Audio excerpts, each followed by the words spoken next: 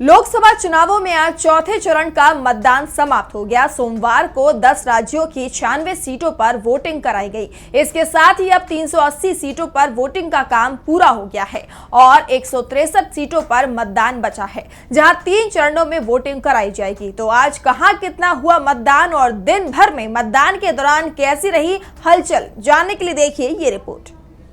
चौथे चरण में 10 राज्यों की 96 सीटों पर वोटिंग का काम समाप्त हो गया।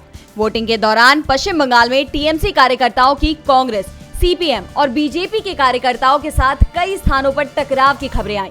यूपी में कई स्थानों पर ईवीएम और वीवीपैट खराब होने की खबरें आई, तो सपा ने कई स्थानों पर प्रशासन की मदद से बीजेपी नेताओं पर मतदान प्रभावित करने के आरोप लगाए। दिन भर चले आरोपों प्रत्यारोपों के बीच चौथे चरण में शाम 6 बजे तक 65% से ज्यादा वोटिंग हुई है और अंतिम आंकड़ों में ये संख्या 70% के करीब तक पहुंच सकती है। चौथे चरण में भी सबसे ज्यादा वोटिंग पश्चिम बंगाल में और सबसे कम केंद्र शासित प्रदेश जम्मू कश्मीर में हुई है। सबसे ज्यादा पश्चिम बंगाल में 78%, मध्य प्रदेश और आंध्र प्रदेश में 71% वोटिंग हुई। झारखंड और ओडिशा में 66%, तेलंगाना में 64% वोट डाले गए, जबकि उत्तर प्रदेश में 59%, बिहार में 57% और महाराष्ट्र में 55% वोट पड़े हैं।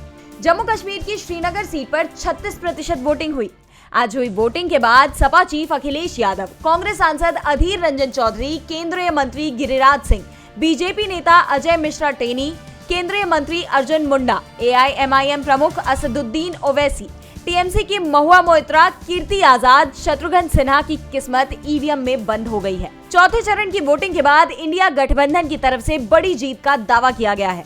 टीएमसी चीफ ममता बनर्जी ने कहा कि 4 चरण की वोटिंग के बाद साफ हो गया है कि एनडीए 190 से कम सीटों पर सिमट जाएगा, जबकि इंडिया गठबंधन 315 से ज्यादा सीटों पर जीत हासिल करेगा।